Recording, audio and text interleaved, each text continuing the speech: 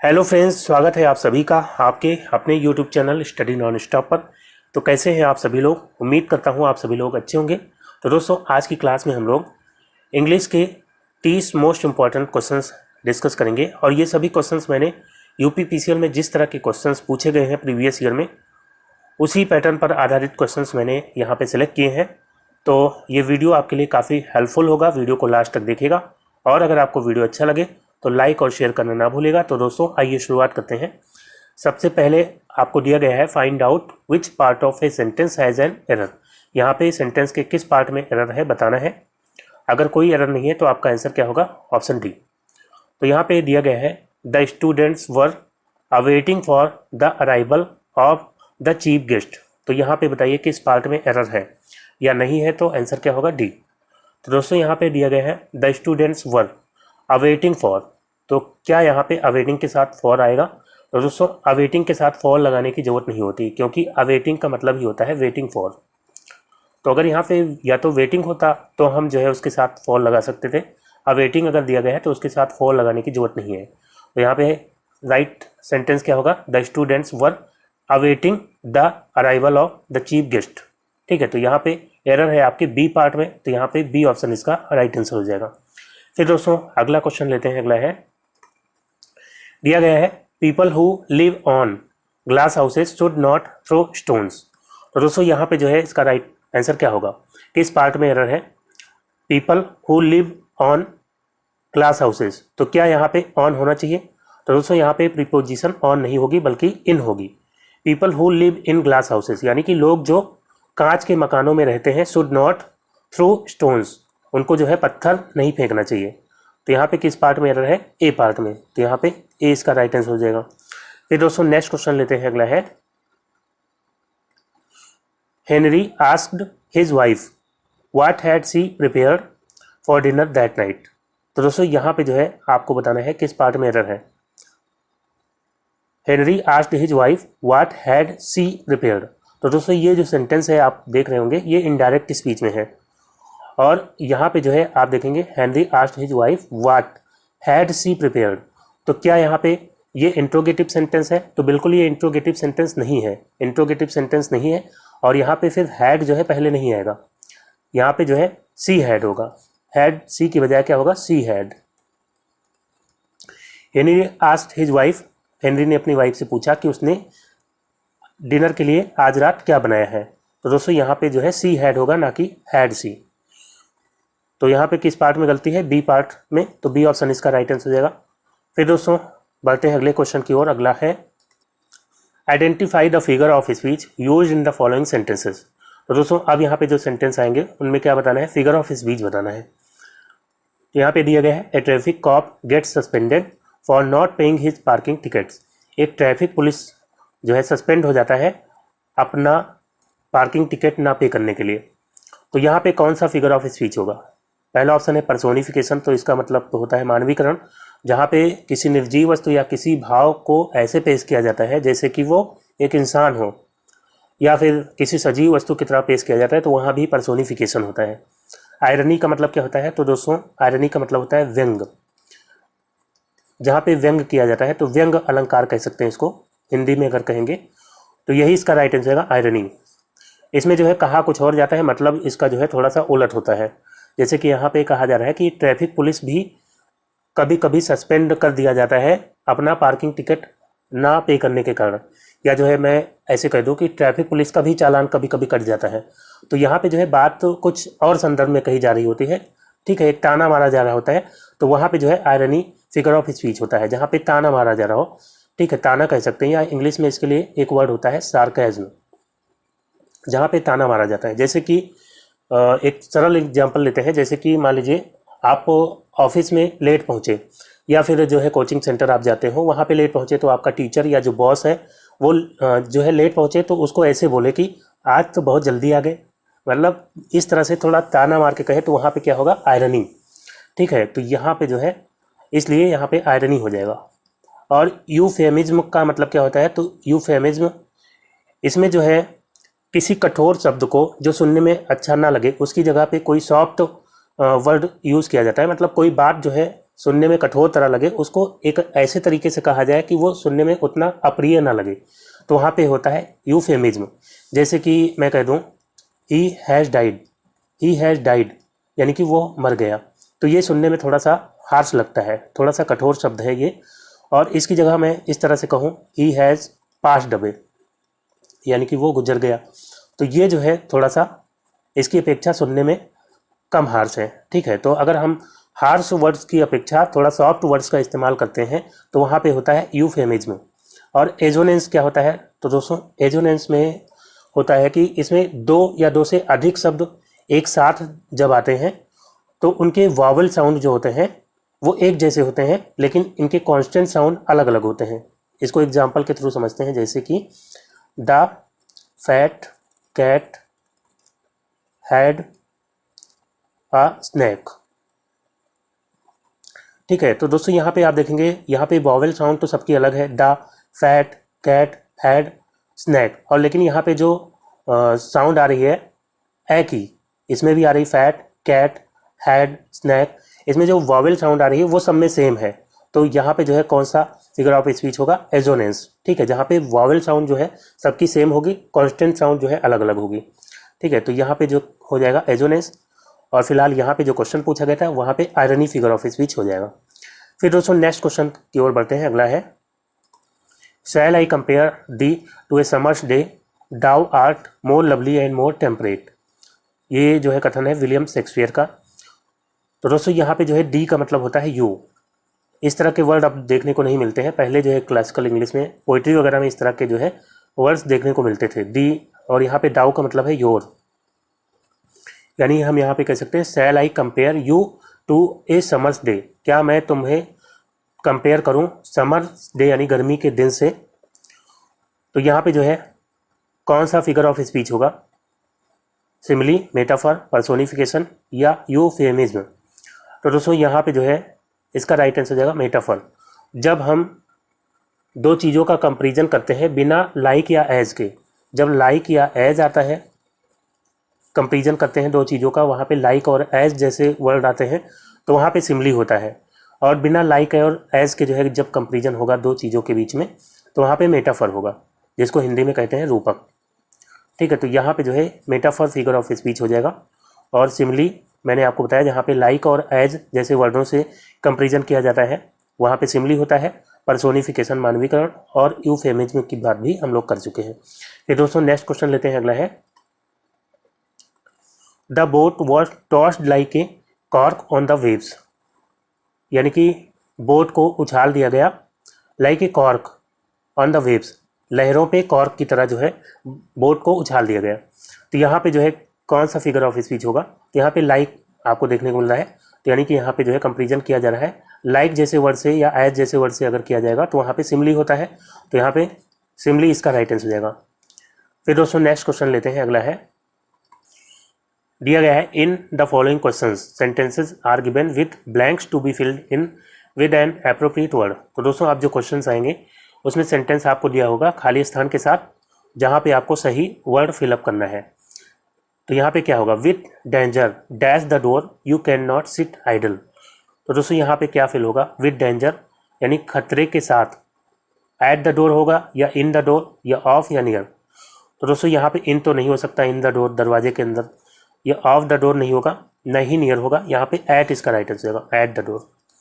With danger at the door यानी कि दरवाजे पर खतरे के साथ, you can not sit idle आप नहीं बैठ सकते हैं, आइडल मतलब कि निष्क्रिय, आप जो है निष्क्रिय नहीं बैठ सकते हैं, यानी कि बिना कुछ किए नहीं बैठ सकते हैं अगर दरवाजे पे खतरा हो। तो यहाँ पे एट इसका राइट आंसर हो जाएगा। फिर दोस्तों नेक्स्ट क्वेश्चन लेते हैं। अगला है my servant dash with all my money. तो दोस्तों यहाँ पे जो है राइट आंसर क्या होगा, माई सर्वेंट ये जो है सिंगुलर नाउन है, इसके साथ हैव नहीं आ सकता, तो ये जो है एलिमिनेट हो जाएगा। और वाज रन अवे भी नहीं आएगा, my servant was run away ये पैसिव वाइज सेंटेंस बन जाएगा फिर, तो ये भी नहीं आएगा। और रनिंग अवे भी नहीं आ सकता है, माई सर्वेंट रनिंग अवे आएगा तो किसी हेल्पिंग वर्ब के साथ आएगा, ऐसे नहीं आ जाएगा। ठीक है, तो यहाँ पे जो है क्या हो जाएगा, has run off, option C यहाँ पे राइट आंसर हो जाएगा, my servant has run off, यानी कि मेरा जो सर्वेंट है वो भाग गया, विथ ऑल माई मनी मेरे पूरे पैसे के साथ। तो यहाँ पे जो है सी ऑप्शन इसका राइट आंसर होगा, हैज रन ऑफ। फिर दोस्तों नेक्स्ट क्वेश्चन लेते हैं, अगला है the driver was dash injured, he died with in an hour. तो दोस्तों यहाँ पे जो है क्या फिलअप होगा डैश की जगह पे, सिग्निफिकेंटली, फैटली, फेटफुली या वाइटली। तो दोस्तों सिग्निफिकेंटली का मतलब होता है महत्वपूर्ण रूप से, तो यहाँ पे ये नहीं फिल हो सकता है क्योंकि ड्राइवर वॉज डैश इंजर्ड, यानी कि ड्राइवर जो है घायल था, he died with in an hour, वो 1 घंटे के अंदर मर गया। तो यहाँ पे सिग्निफिकेंटली यानी महत्वपूर्ण रूप से घायल था ऐसा नहीं हो सकता। फैटली मतलब घातक रूप से, तो यहाँ पे बी इसका राइट आंसर होगा, फैटली मतलब घातक रूप से। तो ये इसका राइट आंसर होगा। और इसके अलावा फेटफुली की बात करते हैं, तो फेटफुली का मतलब होता है दुर्भाग्यवश, दुर्भाग्यवश। और यहाँ पे वाइटली का मतलब होता है प्रमुख रूप से। तो इनमें से जो है सबसे एप्रोप्रिएट कौन सा हो जाएगा, फैटली, ऑप्शन बी। फिर दोस्तों नेक्स्ट क्वेश्चन लेते हैं, अगला है Lata Mangeshkar was dash with a natural talent for music. यहाँ पे क्या होगा, गिवन, फाउंड, इंडाउड या इंटरेस्टेड। तो दोस्तों यहाँ पे जो है इसका राइट आंसर हो जाएगा इंडाउड, ऑप्शन सी। इंडाउड विथ का मतलब क्या होता है, तो दोस्तों इंडाउड विथ का मतलब होता है कि किसी गुण से लैस होना, मतलब किसी गुण से सुसज्जित होना या किसी गुण से लैस होना। तो यहाँ पे जो है ये इसका राइट आंसर हो सकता है इंडाउड, मतलब Lata Mangeshkar was endowed with a natural talent for music. Lata Mangeshkar music के लिए नेचुरल टैलेंट से लैस थी, ठीक है, तो यहाँ पे इंडाउड हो जाएगा। फिर दोस्तों नेक्स्ट क्वेश्चन लेते हैं, अगला है students of Saint Xavier's dash all the prizes. तो यहाँ पे क्या होगा, बियर ऑफ या बोर अवे या बोर विथ या बियर ऑन। तो दोस्तों बियर ऑफ का मतलब तो हो जाता है सहना, बोर अवे तो ये जो है सेकेंड फॉर्म है बियर अवे की, बियर अवे की। तो इसको जो है वहाँ पे यूज किया जाता है जहाँ पे इनाम वगैरह जीतने की बात हो, इनाम आदि जीतना बियर अवे का मीनिंग होता है। तो यहाँ पे जो है यही इसका राइट आंसर होगा, students of Saint Xavier's bore away all the prizes, मतलब सेंट जेवियर्स के स्टूडेंट्स ने सारे प्राइजेस जीत लिए, ठीक है। बोर विथ का मीनिंग क्या होता है, तो दोस्तों बोर विथ का मीनिंग होता है धैर्य रखना। तो ये सब फ्रेजल वर्ब्स है, तो यहाँ पे जो है धैर्य रखना इसका मीनिंग हो जाएगा। और बियर ऑन का मतलब होता है प्रभावित करना, प्रभावित करना। तो यहाँ पे बोर अवे आपका राइट आंसर हो गया। फिर दोस्तों बढ़ते हैं अगले क्वेश्चन की ओर।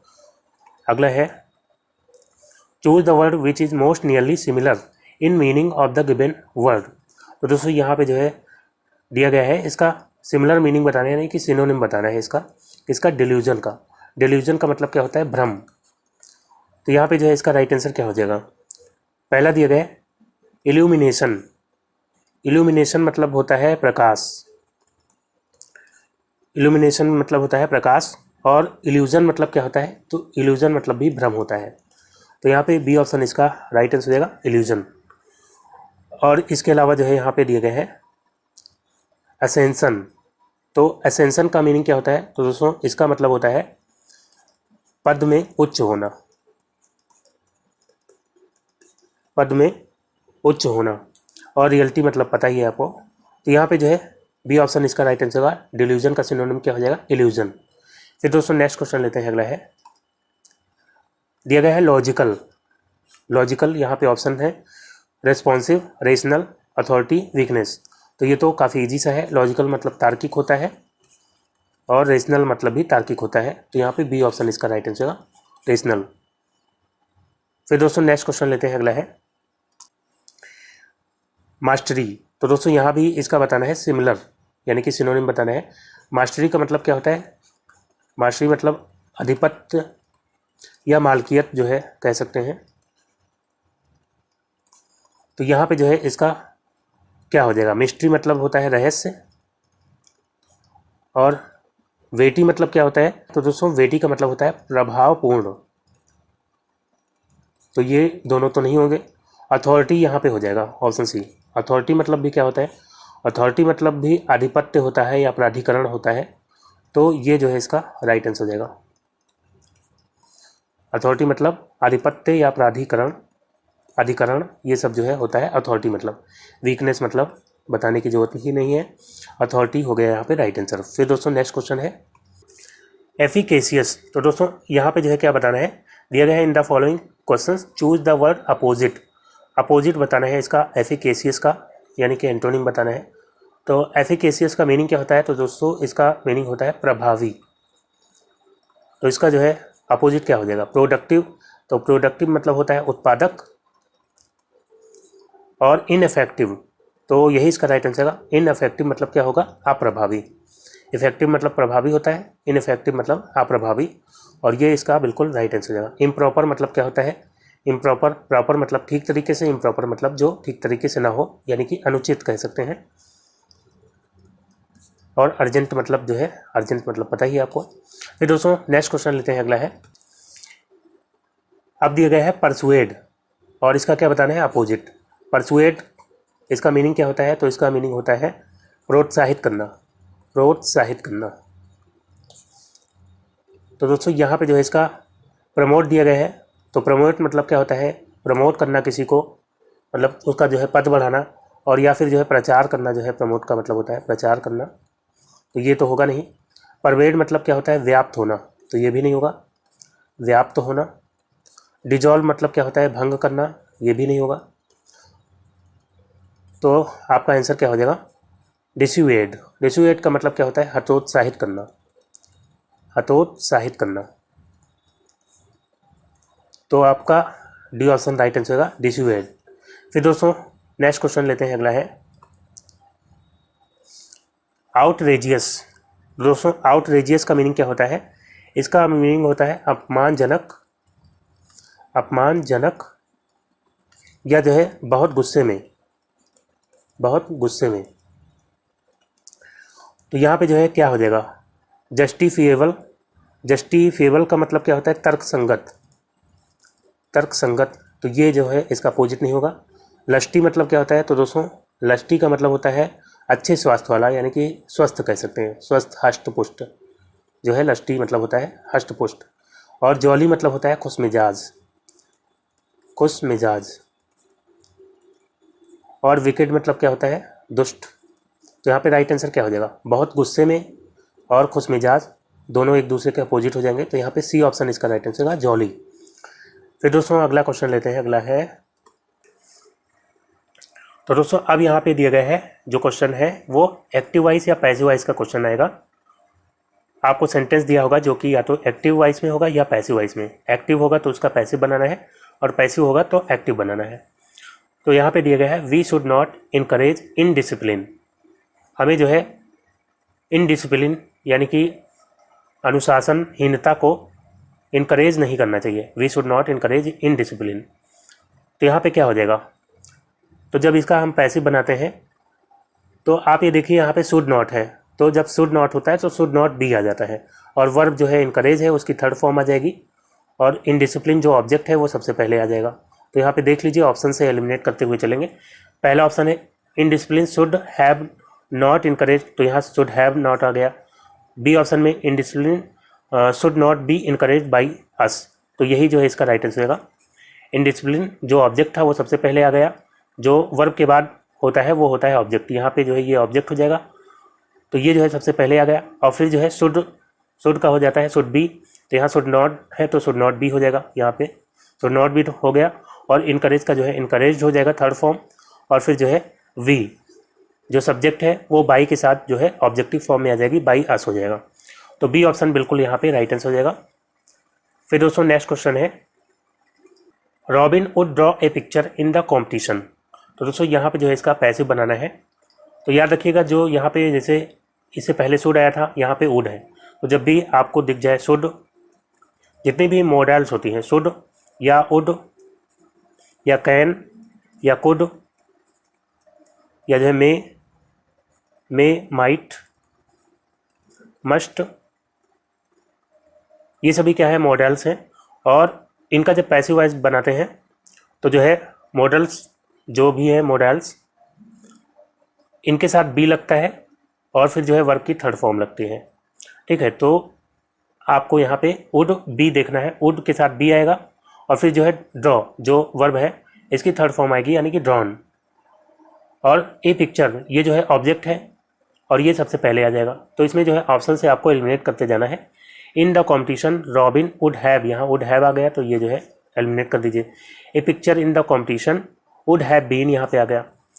यहाँ दिए गए in the competition Robin would be, यहाँ पे रॉबिन आ गया है जबकि यहाँ पे जो है ऑब्जेक्ट आना चाहिए पहले ए पिक्चर वुड बी ड्रॉन। ठीक है, इस तरह से होता तो जो है सही होता है, जैसे कि यहाँ पे है ऑप्शन डी में a picture would be drawn by Robin in the competition. तो ये जो है ऑप्शन डी यहाँ पे राइट आंसर हो जाएगा, a picture would be drawn by Robin in the competition. फिर दोस्तों नेक्स्ट क्वेश्चन लेते हैं, अगला है हु गेव यू आइसक्रीम, तुम्हें आइसक्रीम किसने दी। तो इसका बताना है आपको पैसिव।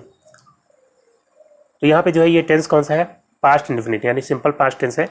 तो जब सिंपल पास्ट का जो है पैसिव बनता है तो वाज या वर आता है, वाज या जो है वर आएगा, फिर जो है वर्ब की थर्ड फॉर्म आएगी। तो यहाँ पे जो है ऑप्शन से एलिमिनेट करके जो है सही आंसर तक पहुँच सकते हैं। यहाँ जैसे दिया गया who has given you ice cream, तो ये जो है एलिमिनेट हो जाएगा। और फिर दिया गया है बाई होम, तो हु यहाँ पे जो है वो सब्जेक्ट है, सब्जेक्ट की तरह यहाँ पे हु यूज हो रहा है। ठीक है, तो यहाँ पे जो है बाई होम हो जाएगा क्योंकि पैसिव वॉइस में जो सब्जेक्ट होता है वो बाई के साथ आता है लास्ट में, यहाँ पे शुरू में आएगा। जब हु है तो उस केस में शुरू में आता है।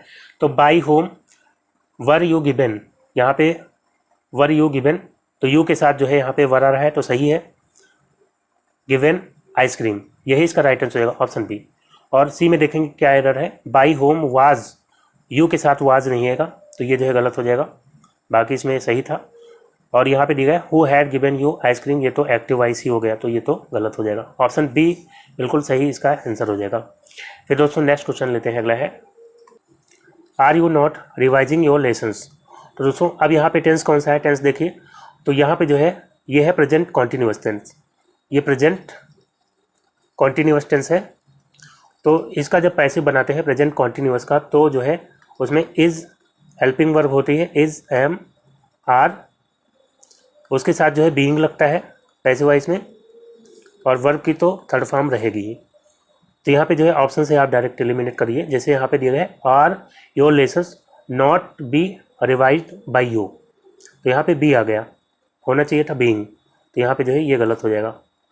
Are you not being revised your lessons, तो यहाँ पे आर यू आ गया जबकि यहाँ पे योर लेसन ये ऑब्जेक्ट है, ये जो है आर के बाद आएगा, आर योर लेसन्स। ठीक है, यहाँ पे सी ऑप्शन में देखेंगे are your lessons not being revised by you, तो ये जो है इसका राइट आंसर हो जाएगा are your lessons. Your lesson ये प्लूरल है, उसके लिए जो है यहाँ पे आर आएगा, अगर सिंगुलर होता तो ई जाता। तो are your lessons not being revised by you. ठीक है, तो ये जो है इसका राइट आंसर होगा। इसमें डी में क्या एरर है, are not your lesson revised by you, तो ये गलत हो जाएगा, यहाँ पे बीइंग वगैरह कुछ आ ही नहीं रहा है और सेंटेंस भी इधर उधर करके है। फिर दोस्तों नेक्स्ट क्वेश्चन है, तो दोस्तों अब यहाँ पे दिया गया है in the following questions 4 alternatives are given for the idiom or phrase underline. तो यहाँ पे जो है आपको सेंटेंस जो दिया है इसमें अंडरलाइन पार्ट होगा, वो इडियम या तो फ्रेज होगा और उसका सही मीनिंग आपको ऑप्शन से बताना है। दिया गया है don't try to throw dust into my eyes you will not succeed, तो आसान सा है, दिया गया है don't try to throw dust into my eyes, मेरी आंखों में धूल झोंकने की कोशिश मत करो, यू विल नॉट सक्सीड, तुम सफल नहीं होगे।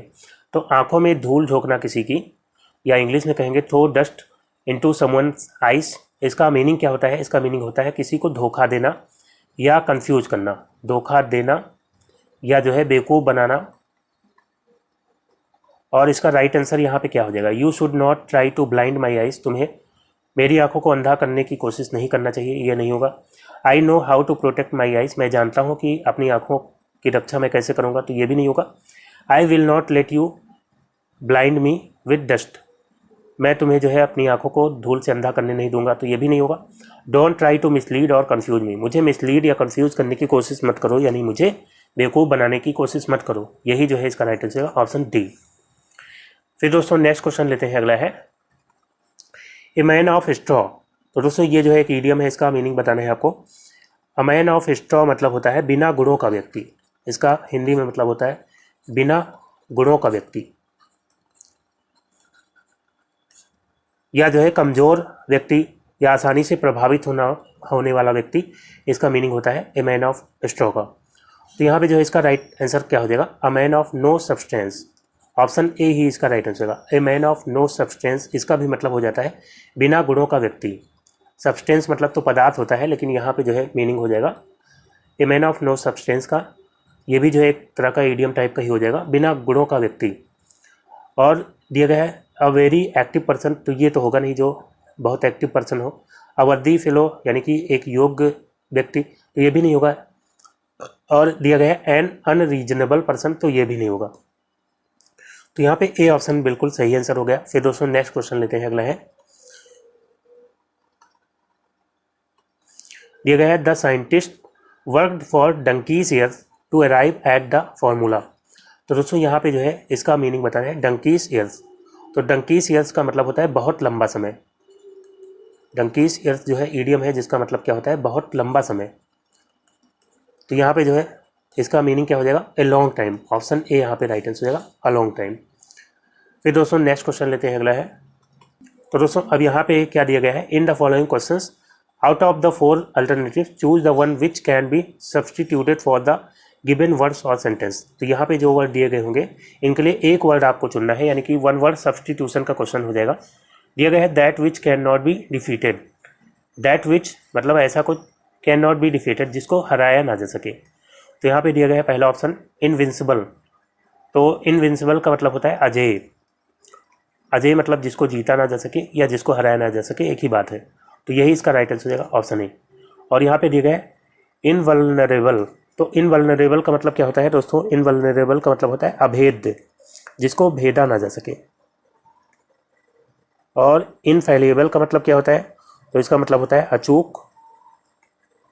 और इनडिक्टेबल का मतलब क्या होता है, तो इसका मतलब होता है अभ्यारोप्य। अभ्यारोप्य। तो यहाँ पे जो है ऑप्शन ए इसका राइट आंसर होगा, इनविंसिबल। फिर दोस्तों नेक्स्ट क्वेश्चन है आपके सामने, study of the nature of God. God के नेचर का जो स्टडी होता है उसके लिए जो है एक वर्ड क्या होगा बताना है यहाँ पे, फाइलोलॉजी। तो इसका मीनिंग क्या होता है, फाइलोलॉजी का मतलब होता है भाषा विज्ञान। भाषा विज्ञान। और यहाँ पे दिया गया है थियोलॉजी, तो यही इसका राइट आंसर होगा। इसका मतलब होता है धर्मशास्त्र। तो धर्मशास्त्र के अंदर जो है धार्मिक बातों और गॉड से संबंधित जो है नेचर वगैरह, गॉड का कैसे जो है उसकी उत्पत्ति हुई, क्या चीज़ें, ये सब अध्ययन जो है धर्मशास्त्र के अंतर्गत होता है, थियोलॉजी के अंतर्गत। तो यहाँ पे बी ऑप्शन इसका राइट आंसर होगा, थियोलॉजी। और ह्यूमनिज्म का मतलब क्या होता है, मानवतावाद। मानवतावाद। और फिलोसफी मतलब होता है दर्शन शास्त्र। दर्शन शास्त्र। तो यहाँ पे आपका बी ऑप्शन बिल्कुल राइट आंसर हो जाएगा, थियोलॉजी। फिर दोस्तों नेक्स्ट क्वेश्चन लेते हैं, अगला है अ पोल और beam used as a temporary support. तो दोस्तों कोई पोल या बीम जो है जिसका उपयोग किया जाता है टेम्परेरी सपोर्ट के लिए, उसको क्या कहते हैं। इस यहाँ दिया गया है पहला ऑप्शन स्कैफोल्ड। तो स्कैफोल्ड का मीनिंग क्या होता है, इसका मीनिंग होता है मचान। जो खेतों वगैरह में मचान बनाया जाता है वो होता है स्कैफोल्ड मीनिंग। प्रॉप का मतलब क्या होता है, तो दोस्तों प्रॉप का मतलब होता है सहारा या अवलंब। तो यही इसका राइट आंसर होगा, सहारा या अवलंब, ऑप्शन बी। लीन मतलब होता है झुकना, लीन टू का मतलब वैसे ही होगा कुछ। और रैफ्टर का मतलब क्या होता है, रैफ्टर मीनिंग होता है रैफ्टिंग। आपने सुना होगा जो नाव से जो है बोटिंग की जाती है उसको रैफ्टिंग कहते हैं। तो यहाँ पे रैफ्टर मतलब जो नाव चलाने वाला होता है, जिसको मांझी जो है कहते हैं। ठीक है, तो यहाँ पे बी ऑप्शन इसका राइट आंसर हो जाएगा। फिर दोस्तों बढ़ते हैं अगले क्वेश्चन की ओर। In the following question sentence has been given in direct और इनडायरेक्ट स्पीच। तो दोस्तों अब जो क्वेश्चन आएंगे उसमें सेंटेंस आपको दिया होगा या तो इनडायरेक्ट स्पीच में या डायरेक्ट स्पीच में। डायरेक्ट होगा तो उसका इनडायरेक्ट बनाएंगे और इनडायरेक्ट होगा तो डायरेक्ट आपको बताना है। दिया गया है Jack fell as he would have wished, the mother said. माँ ने कहा जैक फेल एज, जैक गिरा ऐसे, ही वुड हैव विश्ड जैसे उसने विश किया था, मतलब जैसे उसने चाहा था। तो यहाँ पे जो है इसका बताना है आपको इनडायरेक्ट। तो सबसे पहले द मदर सैड, ये तो आ ही जाएगा द मदर सैड। फिर उसके बाद दैट आएगा, कॉमा हटा करके दैट यहाँ पे लगाएंगे। और फिर जो है ये सेंटेंस आपको दिया गया है Jack fell as. Fell verb की सेकंड फॉर्म है, यानी कि ये पास्ट सिंपल टेंस है और इसका जो है क्या बन जाएगा, पास्ट परफेक्ट बन जाएगा। तो जैक हैड फॉलन आ गया यहाँ पे, ठीक है। और फिर जो है as he would have wished, ये जो आगे की लाइन है ये ऐसे ही आ जाएगी। तो ऑप्शन ए यहाँ पे बिल्कुल सही आंसर हो जाएगा। और इसके अलावा जैसे यहाँ पे बी ऑप्शन में दिया गया है the mother said that Jack fell, यहाँ पे उसी तरह ले लिया गया पास्ट इंडेफिनिट टेंस में, तो ये जो है गलत हो जाएगा। सी ऑप्शन में the mother said that Jack had been fallen, यहाँ पे आ गया हैड बीन नहीं होगा, the mother said that Jack had fallen as he would have been, यहाँ पे इसमें चेंज कर दिया गया, तो ये जो है ऑप्शन गलत हो जाएगा। ऑप्शन ए यहाँ पे राइट आंसर हो जाएगा। फिर दोस्तों नेक्स्ट क्वेश्चन है can you see a women seated on the bench in a park, Alice asked her. तो इसका इनडायरेक्ट बनाना है आपको, तो क्या हो जाएगा अलाइस आस्क्ड हर, अलाइस आस्क्ड हर। और फिर जो है ये इंट्रोगेटिव में है रिपोर्टेड स्पीच, तो इंट्रोगेटिव में है तो यहाँ पे जो है इफ़ से जुड़ेगा, इफ़ या वेदर से, क्योंकि ये हेल्पिंग वर्ब से शुरू है तो इफ़ आ जाएगा। और उसके बाद यू किसके अनुसार चेंज होगा, तो यू सेकेंड पर्सन है, चेंज होगा किसके अनुसार, ऑब्जेक्ट के अनुसार। ऑब्जेक्ट कौन है, हर, तो हर के अनुसार चेंज होगा, तो यहाँ पे सी आ जाएगा और सी। और फिर ये जो है रिपोर्टेड स्पीच, ये पास्ट टेंस में हो जाएगी क्योंकि यहाँ पे रिपोर्टिंग वर्ब पास्ट टेंस में है, आस्क्ड हर, तो पास्ट टेंस में है तो यहाँ पे कैन नहीं आ सकता, तो ये गलत हो गया। अलाइस टोल्ड यहाँ पे क्वेश्चन है तो यहाँ पे आस्क्ड आना चाहिए था, इंट्रोगेटिव है तो।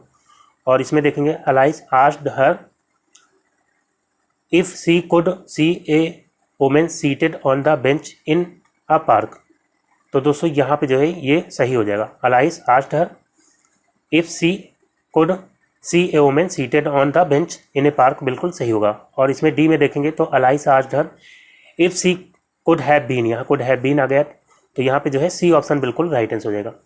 फिर दोस्तों अगला और आखिरी क्वेश्चन है the king said my force will protect the kingdom.